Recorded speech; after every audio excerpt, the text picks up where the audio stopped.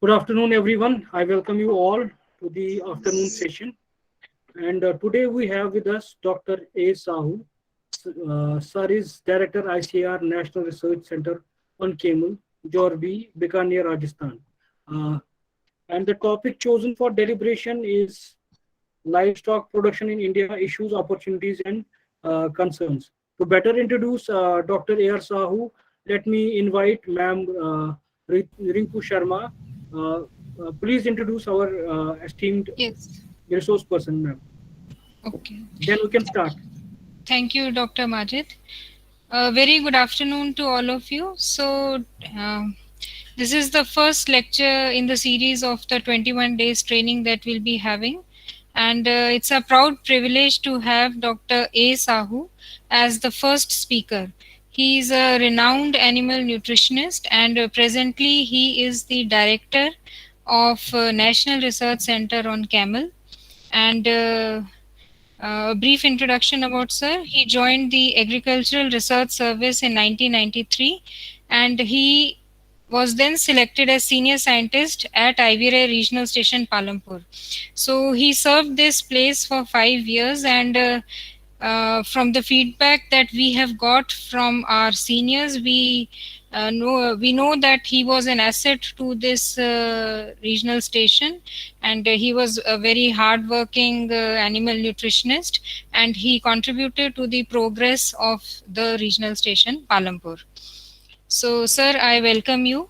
And the other responsibilities that he had during the course of his career, he served as the head of a division of animal nutrition CSWRI Nagar for a period of 12 years. And Sir has worked extensively in the field of animal nutrition and feeding, and his contribution in the field of neonatal, calf or lamb nutrition, rumen ecology, plant bioactives, therapeutic nutrition, nutrition parasitism, and nutrition environment interaction, they are highly appreciable. And he has also been a part of the team which delineated the ICR standard on nutrient requirement of animals, and he is also a member of Bureau of Indian Standards. Sir has received the Best Researcher Award NESIN 2020 and International Research Leadership Award 2019 as Distinguished Scientist in Small Ruminant Research.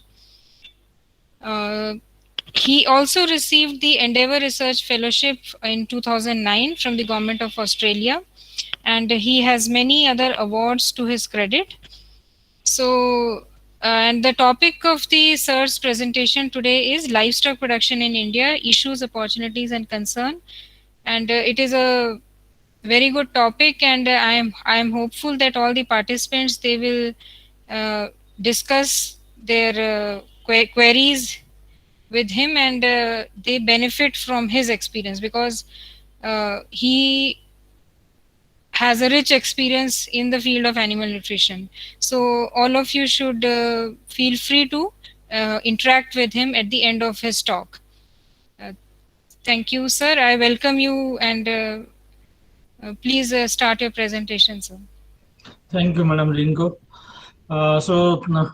Welcome to all my participants who are joining this first lecture of this series. As I put this topic in this way, that is livestock production in India, issues, opportunities, and concerns. If you just have a good look at this first slide, where I put the animals, what are those animals, and why these animals are put in the first slide. I will discuss in means when we will go through. So to start with, first, since the issues, opportunities, and concerns are there, so we should discuss what are those issues and opportunities first. Let us come to the next. So these are the issues. Most participants, they will agree that yes, there is issues of like genetic outreach of genetic selection and breeding. This means whatever elite animals are there, or good germplasms are there, it's reaching to general public is a problem. So that is there.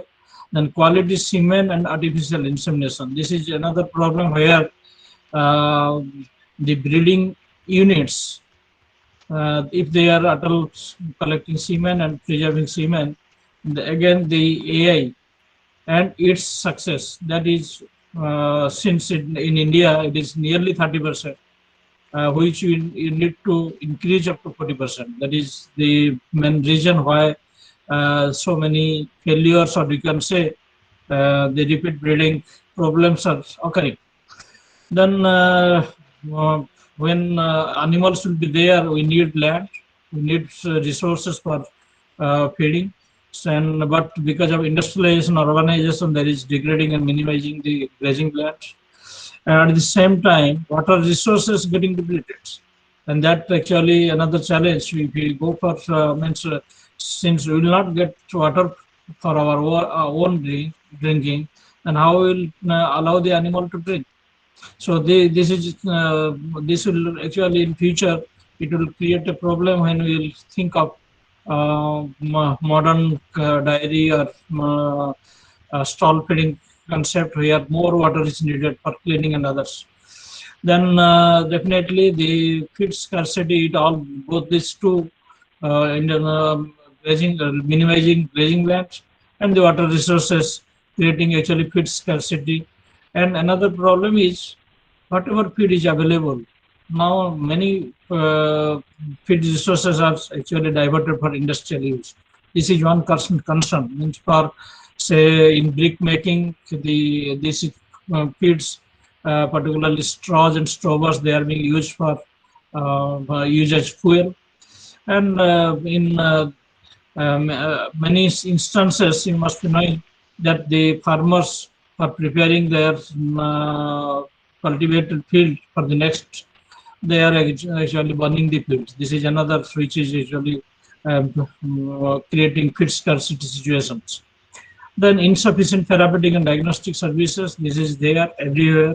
In every state, you will find this type of situations where the therapeutic means all veterinary and allied services. Then diagnostic means diagnostic laboratory where we can go for diagnosing a disease, which is actually in some or other time may create havoc during its spreads. Then inadequate food processing and technology. This is one where once we are getting the produce, say milk, but from milk to milk products, meat to meat products, this is actually doubles the income. And since there is inadequate food processing, maximum consumption is fluid milk or similarly meat by cooking, but the processed products are being less used, and that is another area where the issue is there, and also there is opportunity. Then food safety and international trading. When we think of trading this produce, then definitely food safety issues is there, quality maintenance is there. Then market access. Here the animals are being sold, or the products are being sold, or produce are being sold in sometimes under compulsion. So that under compulsion needs to be, there should be a strategic marketing so that farmers should get actual production price for the livestock. Then limited adaptation to improve technology and quality inputs. This is means it is self-explanatory. Yeah, means whatever technology are there, particularly like our institutes or any institutes, universities, those technology are not getting adopted by the farmers. This is there are many reasons. One is socioeconomic reason, another is reach of the farmers to those technology, and unless those technology will be applied, then we cannot get quality inputs. So if we cannot get quality inputs, then international trading will be affected, market will be affected. So these are all cumulative phenomena. Then less policy and financial attention here. How actually the policy makers, they are focusing on that. Say for example, there is Narega, but Narega, how Narega is getting implemented, whether we are implementing for pasture production, whether we are implementing Narega for livestock keeping, If it is, then there is some applications in Narega. Otherwise, then Narega. So these are some policy and financial attention needs to be done. Suppose somebody wants to start a farm, then he should get financing, particularly NABARD and other banks who are financing the procedure, the dissemination of knowledge, how the finance should be made available to the farmers. Those knowledge should be there. Then apathetic outreach of financial and information delivery system, it is extension service particularly. And then the environmental issues with respect to all climatic aberrations, you can say, where there is flood, there is rain, there is landslide, there is drought, many things, or earthquakes. So those environmental problems will be there, and we have to strive with that. But definitely, with all these issues, there is an opportunity. As I said, there is genetic selection based, so there is increased demand of animal protein and supply. So it means there is increased demand for, say, milk and meat. So if there is increased demand, definitely the livestock husbandry will demand. People will go for livestock husbandry. Then improving upgrading native germplasm. Now earlier we used to go for, say, crossbreeding or keeping exotic germplasm. Now the concept or the thinking has changed. Now people are going for our native germplasm. Say Gir, say Sahiwal, say Tharparkar for milk. Similarly for sheep and goat and others, there are germplasm which are native to our, they will be getting. Then the research and development, this is since the animals are there, livestock really will be there, the research and development on those animals will continue. Then milk product processing and technology, meat product processing and technology. These are the issues, and also it has opportunity that we can have bigger market in this line. We can create export market for this. Then wool processing and technology, this is another. Then we will go for the individual species wise, then I will say in detail. Then vast job avenues in livestock production, collection of produce, transportation, processing, packaging, and marketing. So in all these steps, these are all steps. Suppose somebody is producing, let him produce. It is his one job. Then somebody can collect, like say cooperatives where milk can be collected, like Amul is collecting, or milk federation, they are collecting from the villages. So collection center, that is another job avenue. Then transportation from collection center to others, this is another job. Then processing, suppose you are pasteurizing, so pasteurization plant, this is one job, or chilling plant, this is another area where one can provide facilities, and he can see avenues. Then packaging and marketing, this is once the processing is there, then definitely you need to have good packaging and marketing to reach the needy consumers. Then low input livestock production and human empowerment. This is another area which, particularly if you see the production output, then more than 50% of production is coming from the low input livestock production system. And there, the women are the main labor force who are actually managing the animal. So that way, this is one area where governments planners should focus to empower the women, and also have more efficient production from the low input livestock production system. The zone of organic livestock produce and its global outreach. Here, this is another area where we can create a zone of organic livestock produce, like say the Sikkim state, this whole state is organic. So whatever produce will be coming from that state will be all of organic. Similarly, we can prepare some create some zone where organic produce can be manufactured, or organic livestock produce can be obtained, and it has definitely a global reach. Then opportunity for allied industries, scope for banking and financial sectors. Then huge export market for promising germplasm products and technology. This is there. Since our Gir animal, it is going to outside India, our Mura buffalo is going outside. So those germplasm can have better market in outside market. Then establishment of farmers producer organization. This is a new push now the government is focusing on. So once the farmers producer organizations will be established, they can have a cluster of farmers who can come with produce to this FPO, and FPO can go for processing and others. So quality-driven competition for livestock produce and products in domestic as well as global market will be fulfilled. So these are all the means whatever issues are there, definitely we can convert them to opportunities. So let now just the low input system, what I actually emphasize there, where 50% of the production is coming. You see the vicious cycle. If it is low input and not sustainable, and slow sustainable, then it creates a vicious cycle. Then people will leave livestock keeping and go, they will search for something else. But if it is low input and sustainable, this cycle will benefit the community. So this is a cycle I just wanted to show that if there is low input, then low productive, because of low productive crop sectors, the animals will get low input. And that cycle we see is the low productive forest sector, low nutrient recycling. So these all will again create a vicious cycle where the output will be less. So we have to go for sustainable, not low sustainable, but sustainable low input system.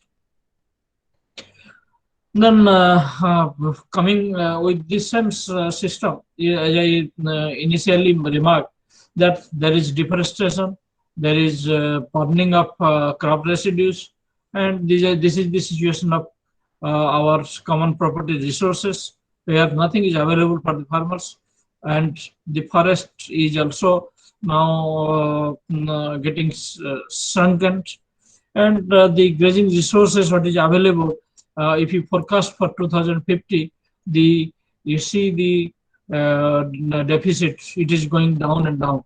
The forest from 1670 to 22, permanent pasture from 10 to 3. So like that, if this situation will be there, then definitely it will not be sustainable. So our focus will be how to mix these common property resources and making food out of or feed out of these burning resources. That should be our approach. So I just for the audience, I wanted to show you some of the picture where you'll have a knowledge for actually what is the situation, why it is happening, and how to reverse the unhappenings. So just the livestock population trend. In this 2019, there are many reports that yes, there is increase in some population. But if you critically see compared to 2007, when the cattle population was 199, and now there is decrease nearly 3%.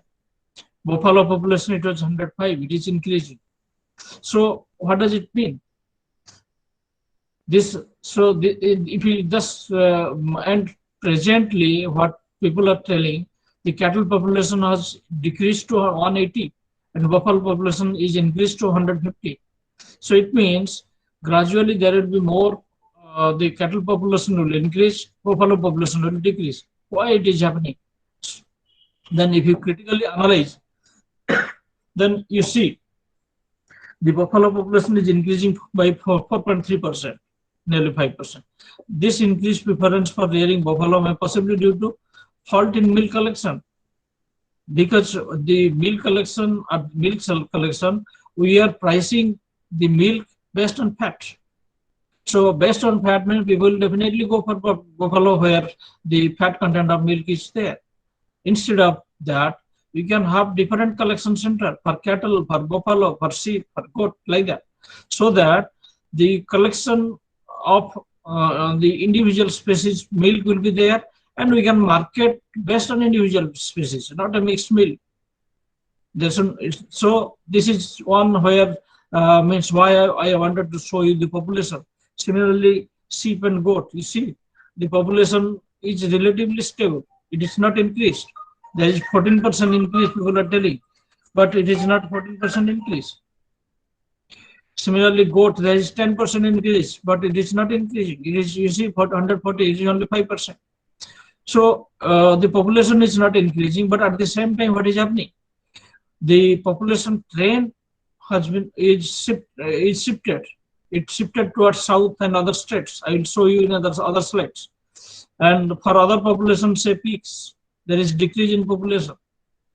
And in some states, there is increase in population like Northeast and Jharkhand. Horses, ponies, there is a drastic decrease in population because now horses, ponies are not of use. Similarly, the situation will be for camel. I will show you in slides. So overall, the total livestock population remains almost stable, but some of the population are getting shifted. So in this region, the as I told you that the milk collection should be based on should not be based on fat, rather based on species. So cattle milk, cow milk is of importance. Then cow milk should be sold with its importance, not based on fat. The buffalo milk, if people will go for say, cheese making or ghee making, they can go for buffalo milk and high fat and other uses of buffalo. In that way, the population trend will remain parallel. There should not be competition. Here now competition is there. And another reason could be sale of male buffaloes for meat purposes. This is one. But cattle, they are not, means now everywhere it is banned. So thereby, farmers, they are thinking of how to dispose their male population. So if they will get some price from the male, then definitely that will add to their revenue. And the male population, whatever was there earlier for agriculture and transportation services, it is not supporting that way. So there is a current decline. If you see the population of male and female, the female population is increasing and male population is decreasing. The reason being, we are not in requirement of large number of breeding male. Rather, we require a less number of breeding male. So the male cattle is not of use, and that is getting decreased. So these are some of the issues from the population trend itself we can analyze. Then see the average milk production. Here, this is a good sign. The average milk production you see of exotic, indigenous, buffaloes, goats, everywhere that is increasing. And the another interesting thing is the increase in production from indigenous cattle is more compared to exotic. That means our indigenous is having potential. If you give more emphasis on indigenous population, definitely we will get better milk production.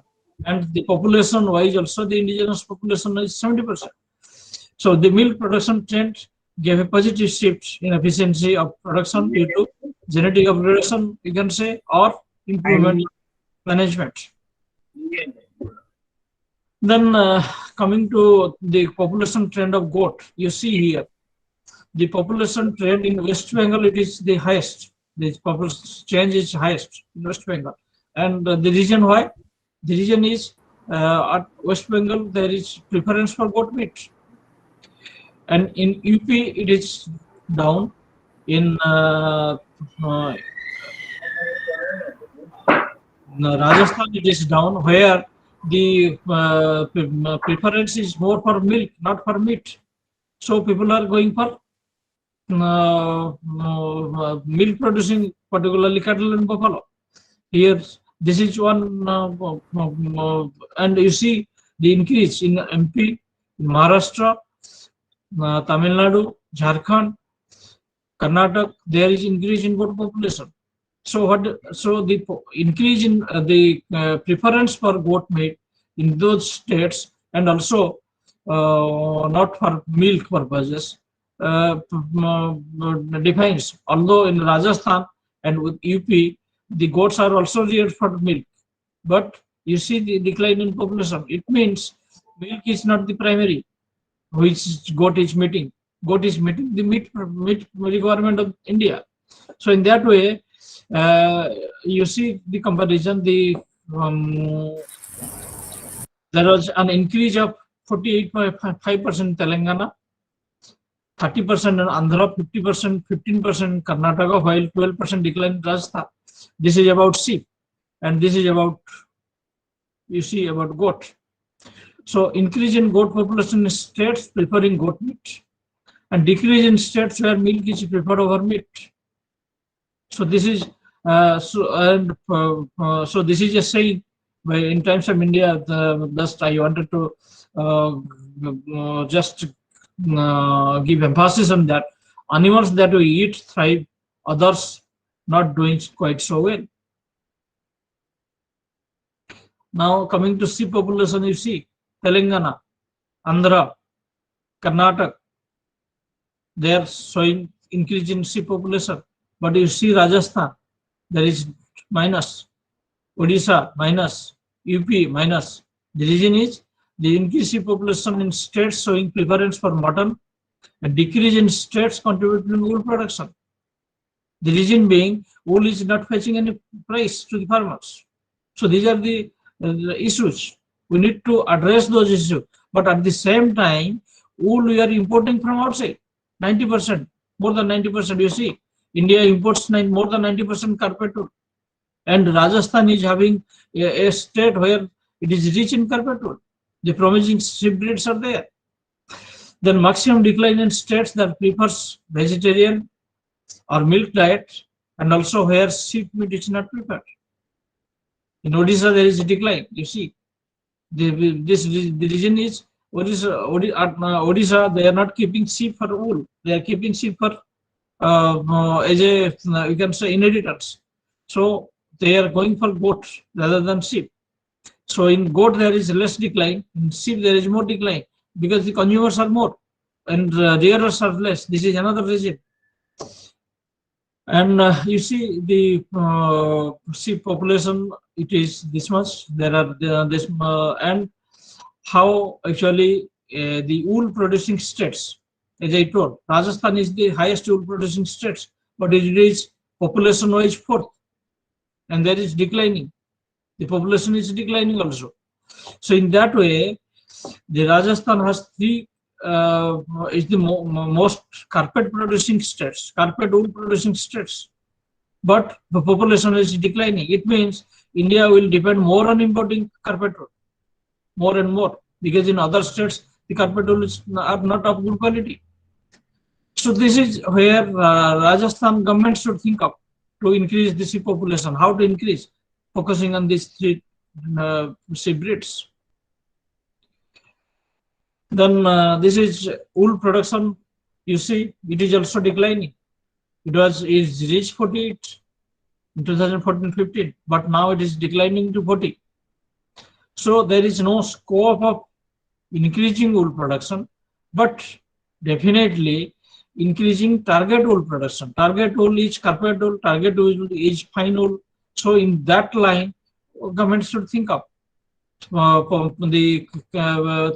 increasing Kashmiri merino for fine wool, Gaddi for fine wool, and for carpet wool definitely the sheep population which are residing in Rajasthan. Then you see the percent share of wool production. Rajasthan shares 36%. Unfortunately, the sheep population is declining because the wool has less importance. Wool price is not people are not getting wool price. We have to develop a system where the wool collection can be done at an easier way. Then another the opportunity I had shown you. What are those opportunities you have? We can go for more sheep or goats for less. With that much population, we can increase the production to 5 times. If people will say this is theoretical, then you make 60% of this. At 60% also, there is possibility of increasing everything you make it 60%. Then possibility of increasing 1.5 times. So 1.5 times production increase is not a small thing. And how it is possible? This is just one calculation I showed you. People usually they harvest means one lamb or one kid a year, but you can go for three because the lactation, the pregnancy period is only 5 months. So for pregnancy period 5 months, you give 3 months for lamb rearing, then 8 months. So in 8 months, if you calculate, then in 2 years we can get three crops, and people are getting. At CSW, this is also practiced and proved. So there is, if you go for three crops in 2 years, then the production will be increased by 1.5 times. Then shifting to a prolific flock, particularly in sheep. In goat it is there, but in sheep there is no twins or triplets. And here the photo is showing a mother with 4 quadruplets. Here a mother with quadruplets kids. So there is possibility. So at least if we go for twinning, then on twinning, say 1/3 is giving twinning. So based on that calculation, we can go for 1.7 times production. Whatever we are getting, lambs or kids, we can go for 1.7 times. So that way, and then another approach is through, if you are selling the animal for marketing, that is for say at 6 months of age, marketing age, then there is possibility that we can improve the input. If you improve the input, there is possibility of getting twice the body weight what we are actually getting. Say 15 kg you are getting, you can get 30 kg in sheep and goat. So that way this calculation is there. And as I told, if we achieve 60% of this for everything, then there is also the 1.6 times of the production. So this is a possibility. And this is what I actually elaborated in this pathway. You see, suppose it is 3 kg and 2.5 kg. This is for different size. Goat we can take say 2.5 kg, sheep 3 kg, or whatever. So in that way, at weaning, this is the weight. At 6 months, this is the weight. This is general. But through many high input, you see, you can get 30 to 35 kg at 6 months of age. Similarly, moderate input, you can get say 28 to 30 kg.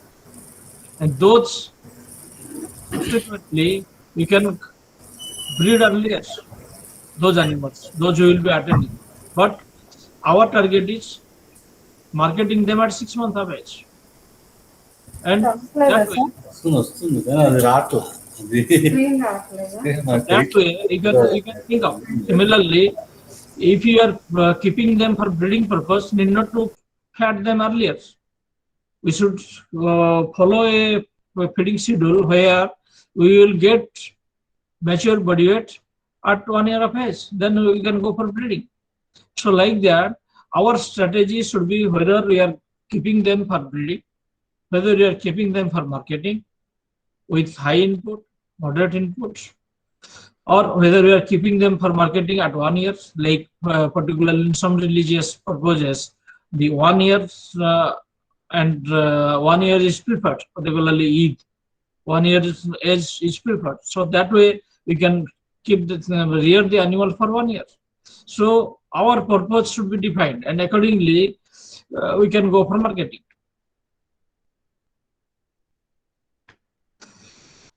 Then I just wanted to show you how between sheep and goat, for what we should prefer for what.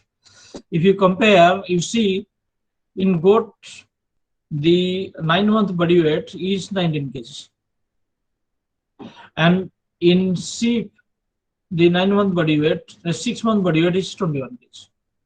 What does it mean? It is the data, average data from the network project that are going on all over India. So their data, it is averaged. So 3 months you can save if you rear sheep.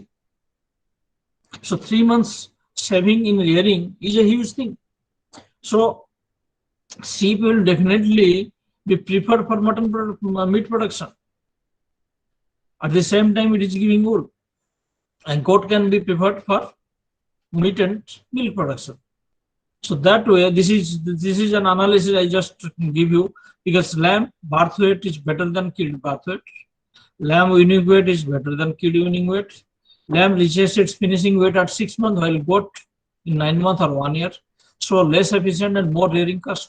So that is, one can think of whether he is going for mutton production, particularly in southern states. Why sheep is increasing 40%? The increase is because of the preference for mutton and preference for what is that, halem and sheep meat. Then can we make sheep, think of sheep as a triple purpose animal? Meat, milk and fiber. Meat and fiber is there. But can we think of sheep as a milk animal? There are certain breeds we have in India. Patanbadi, you see, it is giving nearly 800 liters of milk in 90 days. So that way, Patanbadi, Malpura, the native Malpura, then others like Chokla, Muzaffarnagari, Jaloni, Dumba. Dumba is also a small population, but so these animals, they are giving this much milk. So if milk is there, can we develop them as a milk breed? Because milk, the cheese harvest from sheep milk is 1.5 to 2 times than cow or goat milk. You see the composition here. The fat is nearly 6%. So 6% fat, in goat it is 3%. There it is double. And total solid, you see, here it is 16%. 16% in goat, it is 12%. So there is nearly 1.5 times. So whatever in sheep milk is there, it is nearly 1.5 times than the goat milk. And that way, the sheep milk is harvesting more of cheese compared to others. And the mozzarella cheese from sheep is having international market.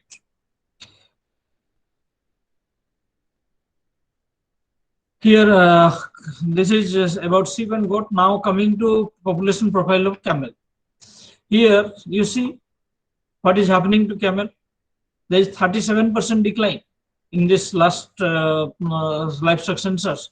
And if you see compared to Asia, the population showed a little bit increase. Because you see 3.66, 3.98 is 4.78 in Asia. But in India, there is declining. 1.63, 0.4, now 0.25. Only 2.5 lakhs camels left. It means the way the camels are used by in other Asian countries, in India we are not following that. And the rearing utility, you see, it can be used for meat and milk production, drought, racing and tourism. In India, there is no meat, but there is drought and tourism, and now milk production is starting up. So these are the area where the camel population can be checked, declining camel population can be checked. And you see other things. Here, another good thing is the percent milk animals, they are increasing. The camel population is declining, but percent milk animals is increasing from 12 to now it is nearly 18. And the yield is also increasing. Earlier it was 168, now it is reaching 180. So there is scope of developing camel as dairy animals. And this is, particularly at NRC Camel, we have 4 breeds. Out of those, we have analyzed that the Kutchi breed of Gujarat, they are giving average 6 kg. And in a year, you see, it is 2000 kg per lactation, more than 2000 kg. Similarly, there is Jaisalmeri, Mewari, and Bikaner. This is the milk trend. So in that way, there is opportunity for camel dairy, growing awareness on nutrition and healthy food, increasing per capita income and liking for designer foods and beverages. Then in stressful life, increasing incidence of diabetes, the camel milk will be used as a therapeutic milk. Then in COVID, etc., the milk, particularly in respiratory diseases, milk consumption doctors are advising, and camel milk is more preferred compared to cow milk. And there is ecotourism. This is another angle, and unexploited export opportunities. If in Asia there is demand, then why can't we breed, populate, and sell to Asia? Now in India, the value is declining. So that way, there is also a scope of opportunity for camel. This is just I just one in detail. I should not go in detail here, but you see the male population is here. See the male population. Male population is declining between this states. You see the female population. So overall, in India, the whatever the between male and female, you see the proportion. It means people are preferring more of female and less of male. The reason being, now camel is not fully exploited as sheep of the desert, and that angle actually giving a drawback for people who are keeping camel. They are not getting profit from its use as sheep of the desert. And some of the reason may be this. One is declaring camel as state animal, particularly in Rajasthan, where more than 80% camel is restrained. More than 80% camel is there. And the prohibition of slaughter and regulation of temporary migration. This act actually prohibit camel to be exported from Rajasthan to other states. That is actually another reason. So in this way, if males showed a drastic decline, nearly 56% compared to female, it is nearly 19%. But overall, that is 37% decline. And between Rajasthan and Gujarat, the population decline is more in Rajasthan. Although it has predominant germplasm like Bikaner, Jaisalmeri, and others. You see, Kutch, Gujarat, it is having less population, but it is giving more milk. So that way, the population profile you have to think of, and accordingly, our strategy should be there. If we develop Bikaner as a milk breed, you see the population here. So, and Jaisalmeri, you see the population here. If we develop them, a 1% increase in milk production will have a tremendous impact rather than the 1% increase in Kutch. So that way, the strategy, the policy should shift towards dairy camel production from Bikaner and Jaisalmeri. And just to being director of this institute, definitely I'll put more emphasis on camel. So this is, but camel has, you see the utility here. Camel a multi-utility animal. And now it supports desert ecology with this transportation, you see cultivation and others. Now its existence needs to be reinvented through establishing dairy camel. Then let us discuss what are those solutions for these problems. So you need improved germplasm. So how we will get improved germplasm? The state breeding units should come up where the elite herds targeting functional traits and outward multiplication through AI and this assisted reproductive technology, you have to multiply and distribute. to the people who need the improved germplasm. So for and in most of the states, the breeding farm are I can say it is not up to the mark. So the breeding farms, wherever the promising breeds are being kept, those needs to be upgraded. The facility should be developed for multiplication and semen collection and AI and all those assisted reproductive technology applications. Then low priority capacity and poor reproductive performance. Here you have to target quality traits and augmenting economic application. Quality traits means what are those quality in those?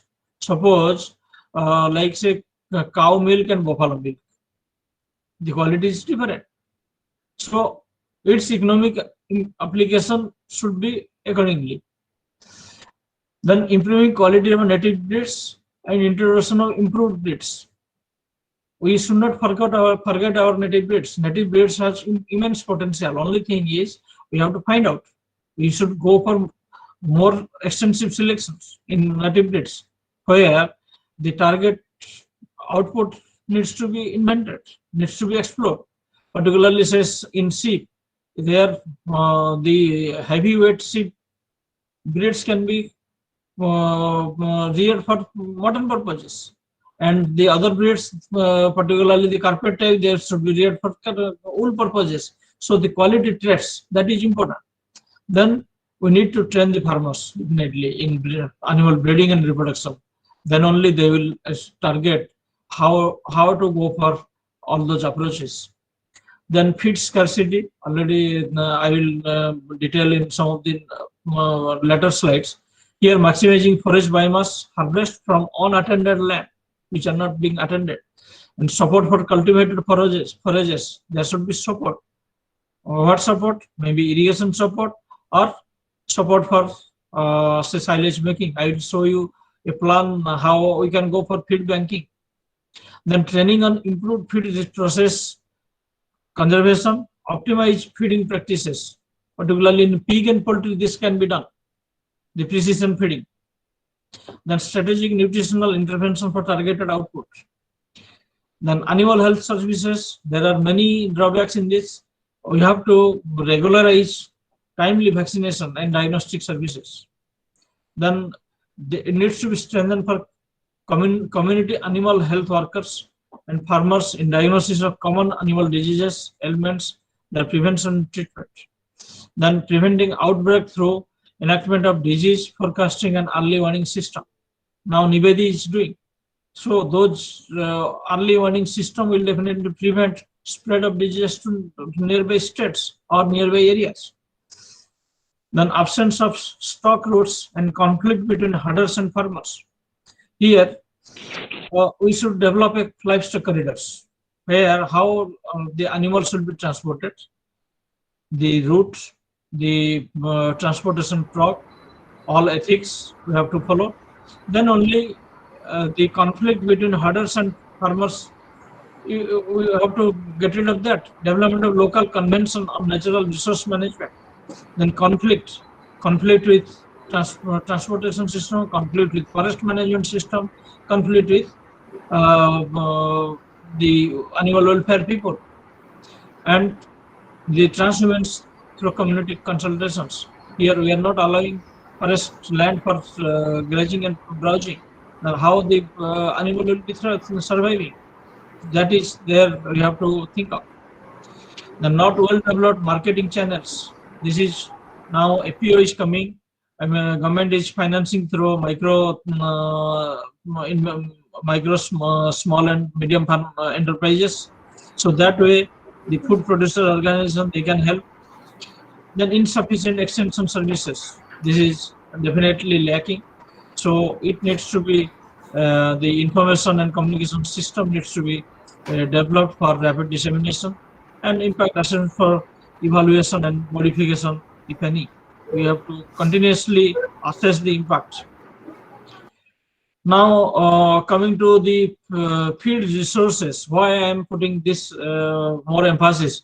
The reason being, 60 to 70% cost of any production chain, livestock or poultry or whatever. This major cost is feed cost. So, and the main drawback in production is low inputs. So the first one approach is reducing the wastage. Another approach is utilizing the wastage. Here, to reduce the wastage, we need to go for timely harvest, adequate storage, feed and feeding technology, ration balancing, feed and nutrient optimization. So our thinking should be, we should not consider it as a waste until it is wasted. It means we have to find best from waste. So the deficit, whatever, say we are deficit of concentrate this much, we are deficit of dry fodder this much, we are deficit of green fodder this much. So those deficits can be taken up by reducing wastage. A simple technique you can say is chopping. Chopping reduces 40% wastage of fodder. And instead of giving, say, long stems, we can give them chopped fodder. That way, the utilization will be better. We can keep a bell or stacks. Then another thing is, as I told you, precision feeding or optimized feeding. Then definitely the deficit needs to be taken care of through micronutrient supplements, concentrate pellets, mineral pellet, like that. So we should go for catalytic supplementation. And the burning which is taking place and giving environmental pollution, that needs to be taken care of. So from burning to buying, we should develop a chain, so that from the field we can go for belling, like this. Then utilizing the wastage. How much feed is getting wastage? You see, the vegetable market, the fruit market, many fruits are getting wasted, and those can be utilized for animal feed. And during transportation also the wastage is there. You see, during a feast or a hotels or any marriage ceremony, how much food is getting wasted. Those can also be utilized for animal feed. Through scavenging by poultry pigs, drying and processing for animal feed, and we can also go for silage making, and composting for means which are totally wasted. We can go for composting, and the compost can add to agriculture. Agriculture will provide the fodder. Then definitely the feed banking is required. You can go for hay making or silage making, or the small unit we can just develop for azola, hydroponics, like that. And everywhere, particularly we can somebody is interested in going for livestock farm, he should have a feed technology unit. He should prepare his feed himself, not purchasing from the market. So the easiest way is making silage drums in bags. And if he can have a compact feed block machine, then he can also store feed. And how we can actually develop a feed banking system, that I will show you. You see here how we can develop a feed banking system. This is a conceptual model. There is a feed bank. So farmers, whatever available with them, they can come with those resources, forages, that is maybe, or they can go for forages only or forage, grain byproducts, oil seed, cakes, and other agriculture produce. Whatever is available with the farmer, they can come with that. Suppose somebody is having rice straw, let him come with rice straw. Somebody is having wheat straw, let him come with wheat straw, and he will deposit in the feed bank. So there will be like passbook. We can also develop in feed bank a passbook where whatever he is giving, it will be recorded. Then in the feed bank, we can have the processing unit, as I shown in earlier slide. So grinder, feed mixture, pulverizer, like that. And those processing unit can prepare a total mixed ration. People are now going for total mixed ration. So the feed bank will have the store for this total mixed rations, to store for all the ingredients, store for this total mixed ration. So feed bank will prepare the TMR and supply to the farmers. So here the distribution of TMR and CFB to the farmers. So that way we can develop a feed bank that will actually help in reducing the wastage, optimizing the resources, and also meeting this scarcity. So this is what actually I wanted to you, and I prefer more of discussion in this area because it is you can say a vast topic, and in one lecture it should not be covered, and there are other experts who can actually deal with directly the production system, say cattle, buffalo, like that. But overall, this is I wanted to give you a view how the population itself is giving an idea to implement this strategy, and also the policies for augmenting livestock production. And this is what the course title is intended at, that is advances in veterinary services or practices for augmenting livestock production. Thank you very much. Thank you very much, sir, for your excellent presentation. And I'm very happy to note that it was from a very practical point of view. So I think all the participants, they must have uh, definitely added to what they were already knowing.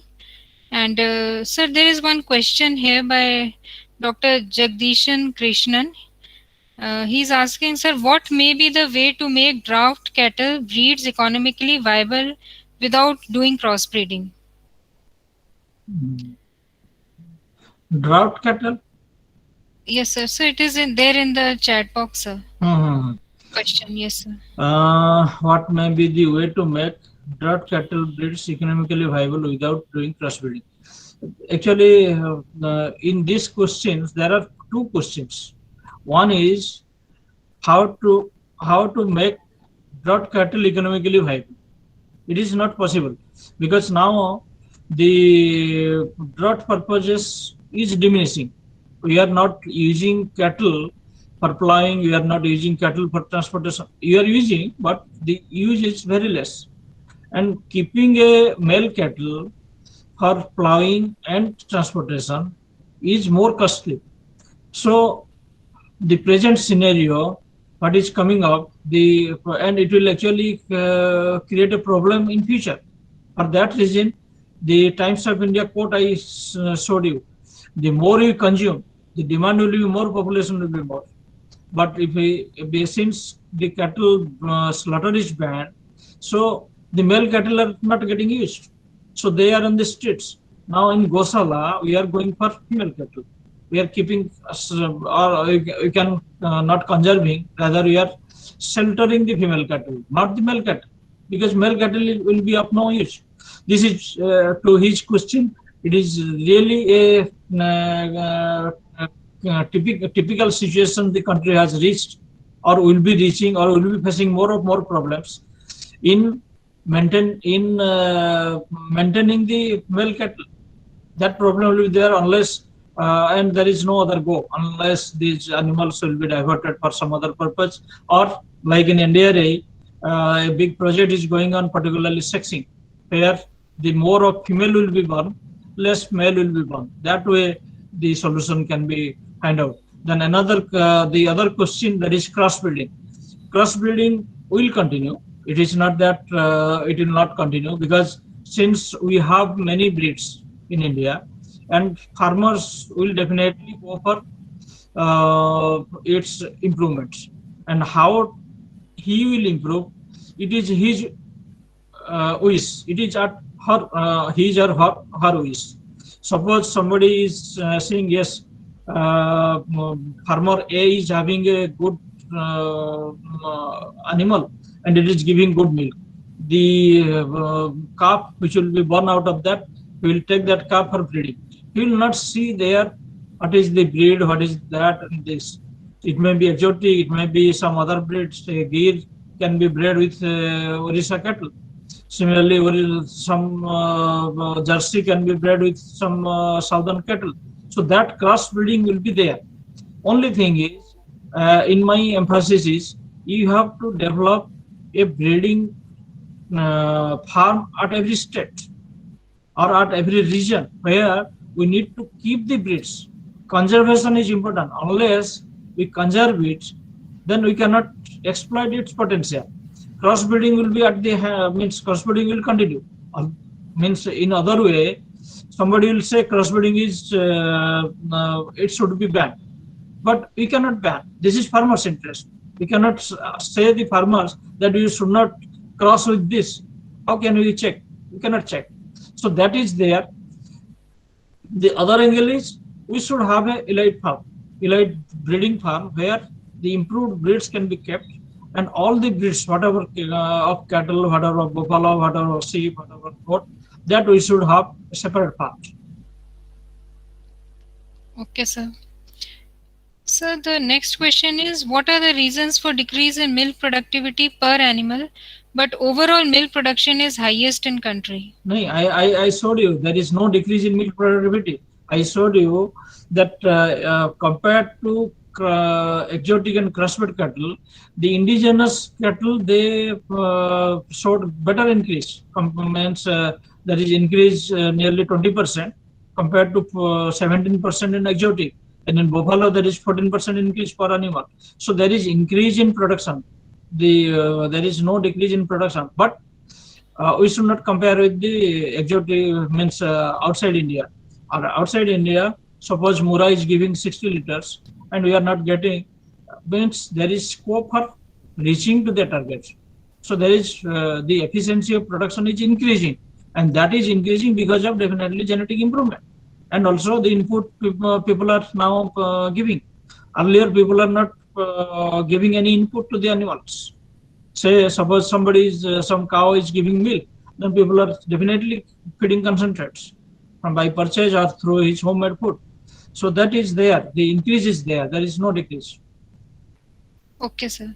So Dr. Suresh is asking the production cost for each feed block making. It depends. Actually, a feed block, what type of feed block we are preparing. Suppose you are preparing for maintenance. Suppose you are preparing a feed block only through, say, roughages. And suppose you are preparing a feed block for production purposes. So based on that, it depends. The production cost definitely, what is, whatever the cost of ingredients, you add 20% for the production cost. So that will actually the cost of feed block. It can start from say 6 rupees. If you are going for, you are getting say 5 rupees a kg of strawers, then 6 rupees your block cost. And if you are going for, that is a feed block of straws and strawers, then suppose maintenance, then suppose the feed cost is say 8 rupees, then the cost will be 10 rupees. For medium production, the feed cost is say 10 rupees, then 12 rupees, like that. So 15 rupees until means for a production or a complete feeds for productive animals, the feed cost is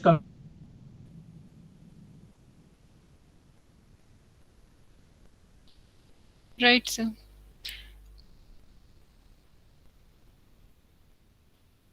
So Dr. Manoj is asking whether drum silage is more economic or silo pit silage.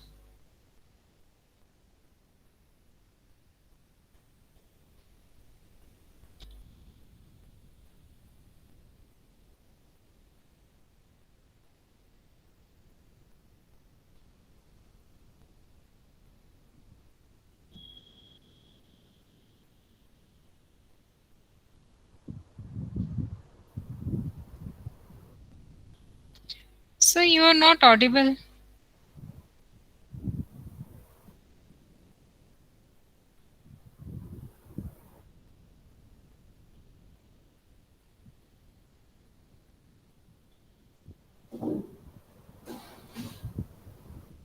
I think he got disconnected. Yes, sir. Yes, sir.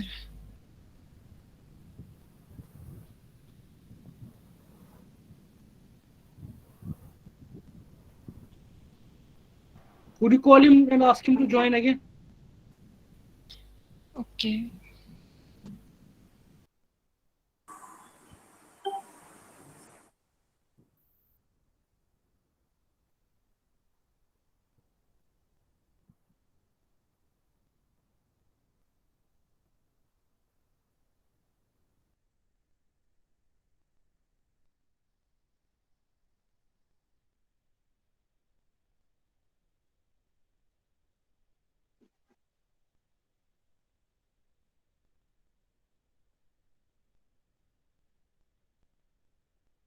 Dr. Rinku, actually, the network has been gone for Dr. Sahu. Okay, sir. So though he has answered some of the questions, so I think one or two questions we left. We can. What is the question? Sir, one is whether drum silage is better or silo pit silage is more economic out of the two. It depends upon the number of animals you I rear. think drum silage will be more economical The, because for silo actually, pit, silo pits they are more economical if the herd is more than 10 or 20 animals. yes. Just a minute, call. O- Okay, sir. So then next question is, what are the health hazards due to feeding with dried distilled grain beer waste commonly used in AP, Andhra Pradesh? Dr. Pavan is asking the health hazards due to feeding of dried distilled grain.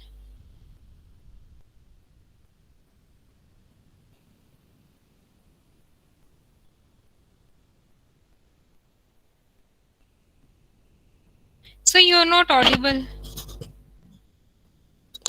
Dr. Sahu is connecting. Let Yes, so now you're audible. just a minute, huh? Yes, sir. What is the question? So the health hazards due to feeding with dried distilled grain beer waste commonly used in Andhra Pradesh. Mhm. I don't think this is a long by practice. Never came to know about the health hazards. Okay, sir. So then Dr. Senthamil is asking, lambs are performing better than kids in terms of attaining weaned weight and market weight. Mm, What strategies to be followed to increase the productivity of goats on par with sheep? mm. I think On means it is in comparison to so sheep and goat. So according to Dr. Pandyan, the lambs are performing better than kids in terms of attaining weaned weight and market weight.